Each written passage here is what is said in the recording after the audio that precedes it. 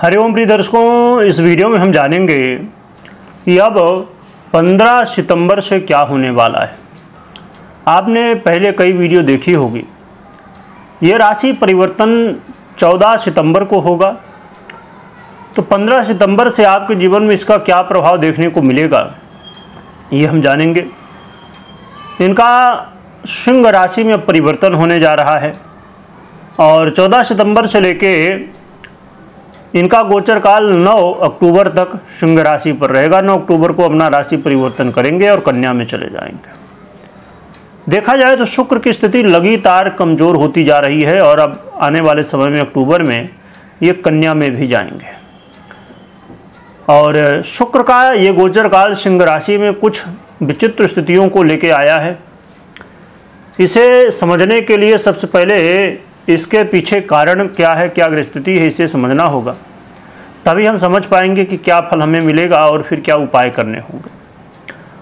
प्रिय दर्शकों, शुक्र का ये गोचर काल सिंह राशि में तो होगा, परंतु केतु पहले से ही गोचर कर रहे हैं, जिसकी वजह से केतु और शुक्र की युति से यहाँ पर लंपट योग का निर्माण हो जाएगा। और इस युति पर राहु की भी दृष्टि है।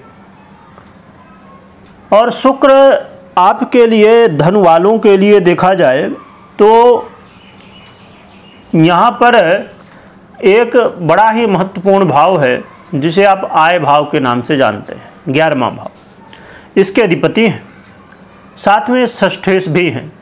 और वर्तमान में जब सिंह में गोचर करेंगे तो ये आपके भाग्य भाव में गोचर करेंगे। इसके अलावा यदि नक्षत्र के दृष्टिकोण से आप देखेंगे तो मघा, पूर्वा फाल्गुनी और उत्तरा फाल्गुनी, इन तीनों नक्षत्रों पर शुक्र गोचर करेंगे।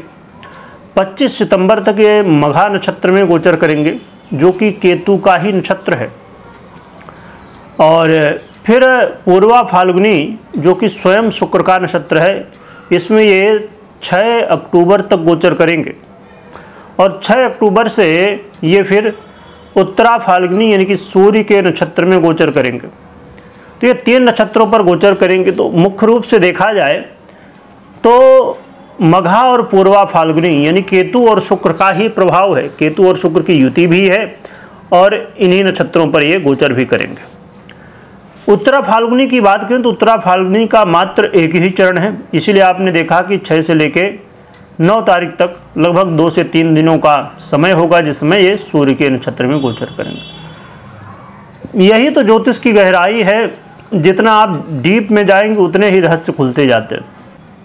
जब आप मात्र राशि के दृष्टिकोण से देखेंगे तो यहाँ समझ में आएगा कि इसके अधिपति, सिंह के अधिपति सूर्य हैं और उनके नक्षत्र में शुक्र गोचर उनके राशि में शुक्र गोचर करेंगे।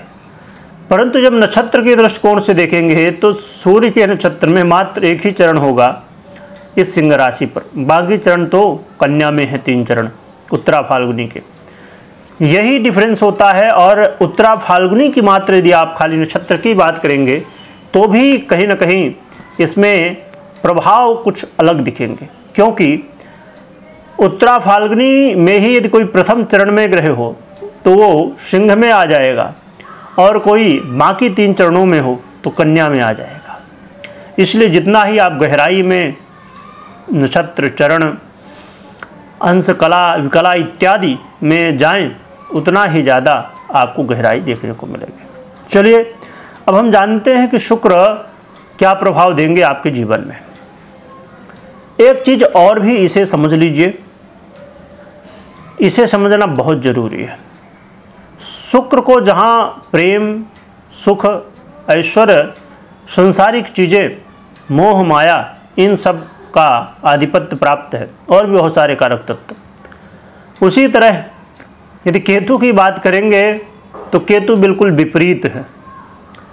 ये सब माया से, मोह से, प्रेम से, सांसारिक स्थितियों से, सांसारिक चीज़ों से दूर करने वाले, भगवत प्राप्ति, मुक्ति प्राप्ति कराने वाले केतु ग्रह माने गए।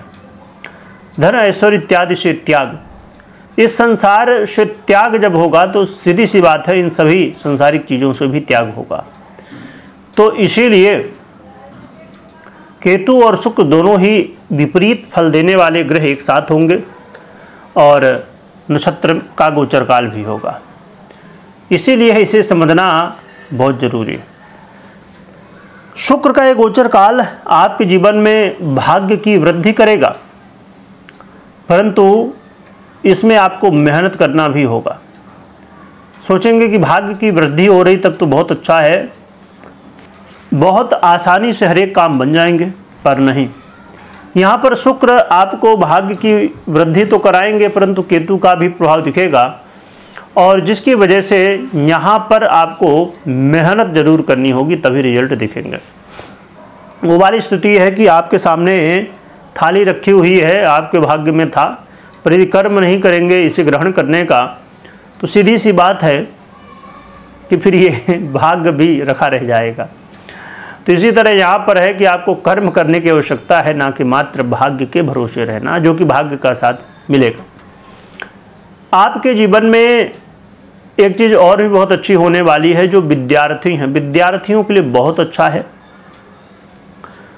संभवतः आपने यदि सुना हो कि अभी हमने चर्चा की, और आपने सुना हो कि यदि शुक्र का प्रभाव बढ़ जाए तो फिर विद्या अध्ययन में थोड़ी समस्याएं होती हैं। वहीं पर केतु का प्रभाव विद्या के लिए अच्छा माना जाएगा शुक्र के दृष्टिकोण से। हाँ, किसे सफलता मिलेगी? विद्या में भी बहुत सारी विद्याएं होती हैं, ज्ञान होता है, अध्ययन होता है। इसमें जो शुक्र से रिलेटेड पढ़ाई कर रहे हैं, जैसे फैशन रिलेटेड हो गए, संगीत की पढ़ाई कर रहे हैं, है ना, और भी ऐसे बहुत सारे, तो शुक्र से रिलेटेड यदि आपकी पढ़ाई लिखाई है, वो भी उच्च शिक्षा हासिल करना चाहते, यानी कोई डिग्री हासिल करना चाहते, किसी टॉप में आप पहुंचना चाहते हैं, तो उसके लिए एक अच्छा मौका है। एक अच्छी बात और भी है कि आपके जीवन में इस समय कई सफलताएं देखने को मिलने वाली हैं। कई सारे परीक्षा प्रतियोगिता होंगे जहां आप सफल होंगे, धन आगमन के रास्ते खुलने वाले हैं, और कई ऐसी कामनाएं, आपकी प्लानिंग कुछ ऐसी होंगी जो कि इस समय पूरी हो सकती हैं। तो बहुत ही अच्छा है, और आपका आत्मविश्वास भी इस समय मजबूत देखने को मिलने वाला है।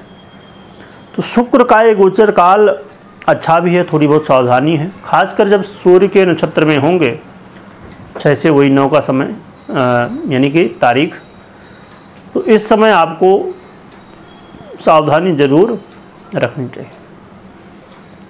सबसे अच्छा प्रभाव तभी देंगे जब स्वयं के नक्षत्र में रहने वाले, हमने पहले समझा कि कब रहेंगे। तो अब क्या उपाय करना चाहिए जिससे शुक्र के हमें प्रभाव अनुकूल मिले? इसमें लक्ष्मी नारायण भगवान की आराधना करिए, जिससे आपके जीवन में उन्नति प्रगति हो, और शुक्र के गोचर के अच्छे प्रभाव आपको देखने को मिले। कमेंट में जय लक्ष्मी नारायण भगवान लिखिएगा, और भगवान का स्मरण खूब करिए, क्योंकि इसमें कोई पैसा नहीं लगना और लाभ सबसे ज़्यादा मिलना है। कभी कोई निर्णय आपको लेना हो तो अपनी पर्सनल कुंडली विश्लेषण के बाद ही निर्णय लीजिए। वीडियो देखने के लिए बहुत बहुत धन्यवाद।